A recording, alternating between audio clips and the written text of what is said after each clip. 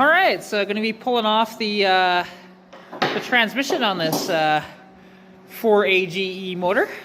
You know, this massive 114 horsepower, and like I think they had like 100 torque or something. You know, because like I said, he's keeping the transmission, but the motor's gonna go bye-bye, unfortunately. So, but that's all good.